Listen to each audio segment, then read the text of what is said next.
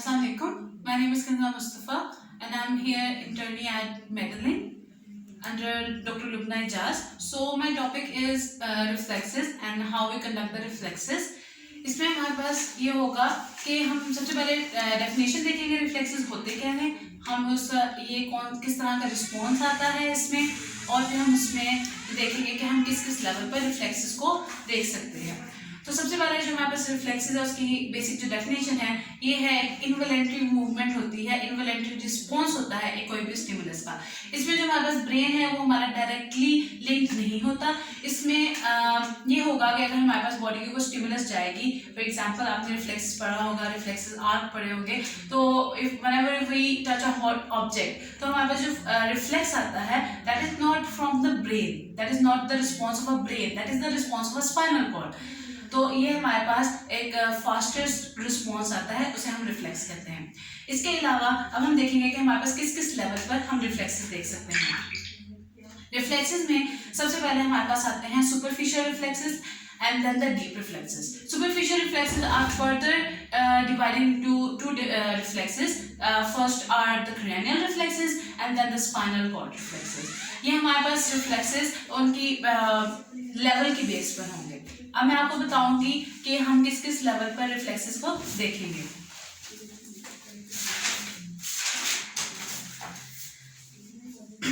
सबसे पहले जो हमारे पास सुपरफिशियल रिफ्लेक्शन है at the spinal level, spinal cord के लेवल पे, सबसे पहले हमारे पास आता है प्लांटर रिफ्लेक्स। प्लांटर रिफ्लेक्स में ये होगा कि हमने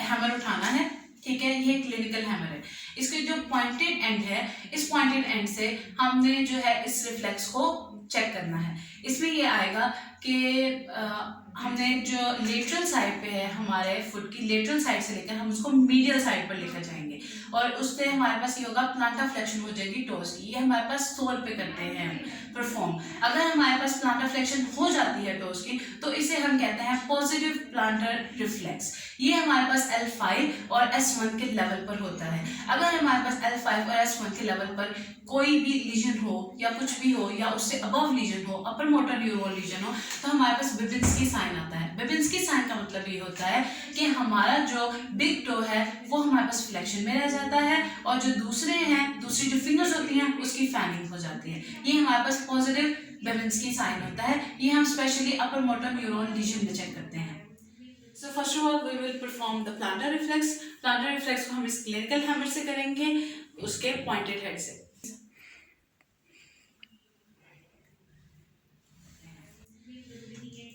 इसके बाद हमारे पास आता है एब्डोमिनल रिफ्लेक्स। एब्डोमिनल रिफ्लेक्स जो होता है वो हम T7 और T12 के लेवल पर देखते हैं। इसको परफॉर्म करने के लिए भी हम एक पॉइंटेड ऑब्जेक्ट लेते हैं।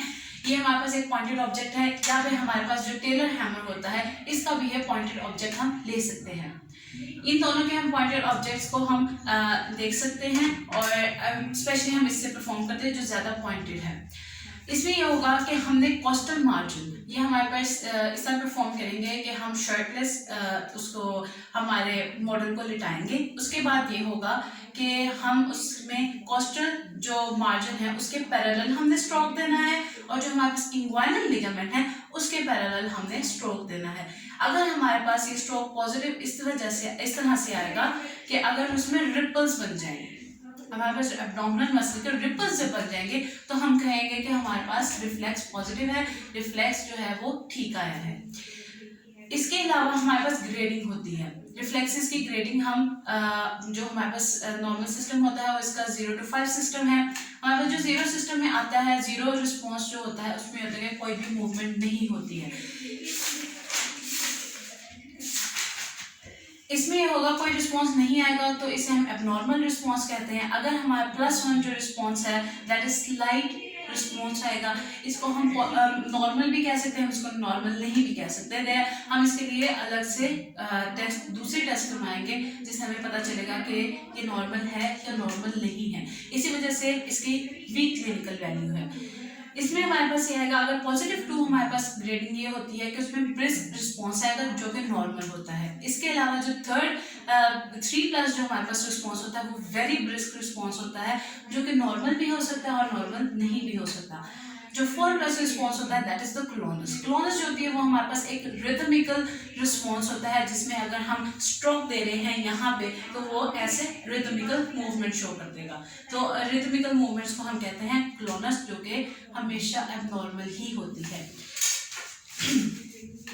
इसके अलावा जब हम अपने थर्ड सुपरफिशियल रिफ्लेक्स की तरफ जाएंगे तो वो है स्कैपुलर रिफ्लेक्स। स्कैपुलर रिफ्लेक्स को हम स्पेसिफिकली हम इसी हैमर से परफॉर्म करते हैं। ये हमारे पास जो हैमर है हम इसको इस तरह से पकड़ते हैं, इस तरह से, और इसमें जब हम करते हैं कि हमारे पास इंट्रास्कैपुलर रीजन में हम इसे स्ट्रोक देंगे और मतलब इसे हम जर्क देंगे। इसमें ये होगा कि C5 और T1 के लेवल पे होगा और हमारे पास शोल्डर जो है हमारे रिट्रैक्ट हो जाएंगे।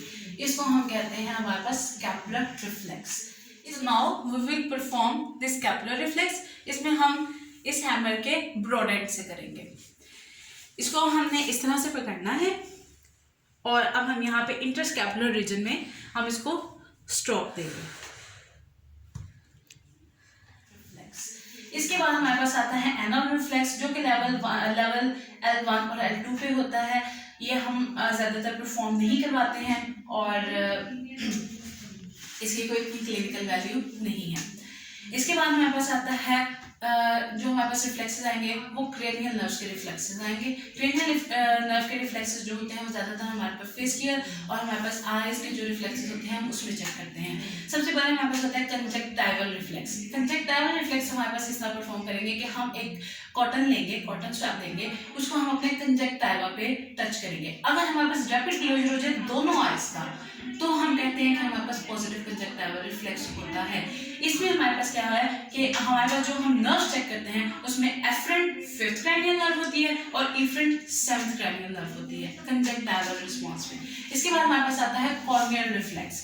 जो कॉर्नियल रिफ्लेक्स होता है इसमें भी हमारे पास रिस्पॉन्स एक ही जैसा होता है, लेकिन इसमें हम जो कॉटन स्वैब है हम कॉर्निया पे लगाते हैं, कॉर्निया पे टच करेंगे। इसमें हमारे पास जो एफरेंट होगा वो 5th क्रैनियल नर्व होगी और इफरेंट होगा वो भी सेम ही 7th क्रैनियल नर्व होगी।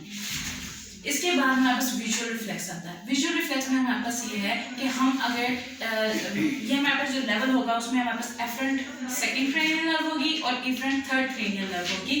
इसमें हमने लाइट लेनी है, उसमें हमने अगर हम लाइट लेकर जा रहे हैं आंखों के हम आंखों में रोशनी डाल देंगे, तो जब हम डालेंगे तो पीपल जो है वो कंस्ट्रिक्ट होगा। अगर पीपल कंस्ट्रिक्ट होगा तो इसका मतलब वो रिस्पॉन्स दे रहा है, अगर पीपल कंस्ट्रिक्ट नहीं होगा तो इसका मतलब रिस्पॉन्स नहीं दे रहा है, which is abnormal. So हमारे पास होता है लेक्टाइलर रिफ्लेक्स। इसमें ये होगा कि एफरेंट जो होगी उसमें 9th क्रैनियल नर्व होगी और इफरेंट जो होगी वो 10th क्रैनियल नर्व होगी। इसके बाद है हमारे पास डीप टेंडन रिफ्लेक्सेस आ जाते हैं। ये हमारे पास सुपरफिशियल रिफ्लेक्सेस कवर हो चुके हैं, उसके बाद हम डीप टेंडन रिफ्लेक्सेस देखेंगे। Now it's time for the deep tendon reflexes. Deep tendon reflexes में सबसे पहले हम देखेंगे jaw jerk कैसा होगा। तो इसमें हमने क्या करना है, ये जो लेवल होता है वो न्यूक्लियर 5th क्रैनियल नर्व का होता है। इसमें हमारे पास यहाँ पे हम हाथ रखेंगे, ठीक है, और इसको यूँ करेंगे, यहाँ पे टैप करेंगे और इसका क्या होगा क्लोजर हो जाएगी माउथ की। पहले मुंह खोलेंगे, उसके यहाँ पे चिन पे उंगली रखेंगे और फिर इसको इस तरह टैप करेंगे और उसका जो है माउथ क्लोज हो जाएगा। इसका हमारे पास होता है ये पॉजिटिव रिस्पॉन्स होता है। इसमें भी हम ग्रेडिंग को चेक करेंगे। ग्रेडिंग अगर जिस तरह चेंज होगी उस तरह हम इसे नॉर्मल और एबनॉर्मल में डिक्लेयर करते जाएंगे। इसके बाद now we will perform the jaw jerk। jaw jerk जो है हम इस पॉइंटेड एंड से करेंगे। So first of all we will place our thumb there, open your mouth, declare करते जाएंगे। इसके बाद हमारे पास आता है बाइसेप जर्क। बाइसेप जर्क जो है वो C5 C6 के लेवल पे होता है। ये हम जो स्पेशली हम चेक करते हैं, जो इनकी क्लिनिकल वैल्यू बाकी रिफ्लेक्सेस से थोड़ी सी ज़्यादा होती है बिकॉज इसमें स्पेसिफिसिटी 82% होती है। इसमें हम देखेंगे कि हमने बाइसेप टेंडन लेना है, बाइसेप टेंडन पे हाथ रखेंगे और अपने ही थंब पे हम उसको स्ट्रोक देंगे। हम अपने ही थंब से इस हैमर से हम उसको स्ट्रोक देंगे और उससे क्या होगी, बाइसेप की कंट्रैक्शन हो जाएगी। ये हमारे पास इसका रिस्पॉन्स आएगा। बाइसेप जर्क परफॉर्म करेंगे। इसमें हम इसी पॉइंटेड एंड से हम इसको परफॉर्म करेंगे। सबसे पहले हमारे पास क्या होगा कि एल्बो को हमने 90 डिग्री पे फ्लेक्स कर लेना है और इसको सेमी प्रोन पोजीशन में लेके जाना है। उसके बाद हमने यहाँ पे बाइसेप टेंडन पे हमने अपने या तो हम अपनी उंगली रख सकते हैं या हम उस पर अंगूठा रख सकते हैं। वैसे हम ज़्यादातर इसे हम थंब ही प्लेस करते हैं इसमें। और उसके बाद जो बाकी फिंगर्स होगी उसको हमने इसका जो है एल्बो जॉइंट को हमने पकड़ लेना। इसमें ये होगा, अब मैं इस तरह परफॉर्म किया जाएगा। ट्राइसेप में क्या होगा, ट्राइसेप में हम इसको बैक साइड से लेंगे और इसमें हम यहाँ पे हाथ रखेंगे और इसी अपने उंगलियों पे ही हम उसको जर्क देंगे इसी हैमर से। और अगर वो कंट्रैक्शन हो जाएगी ट्राइसेप मसल की तो उसे हम ट्राइसेप रिफ्लेक्स करेंगे, विच वुड बी पॉजिटिव। अब हम ट्राइसेप जर्क को परफॉर्म करेंगे। इसमें सबसे पहले हमने क्या करना है, एल्बो को हमने 90 डिग्री पर इस तरह हमने रख लेना है शोल्डर को, और ये एल्बो भी हमारी 90 डिग्री पे आएगी। इसके बाद हमने अपने हाथ को इस तरह प्लेस करना है और इसको हमने ऐसे स्ट्रोक देना है,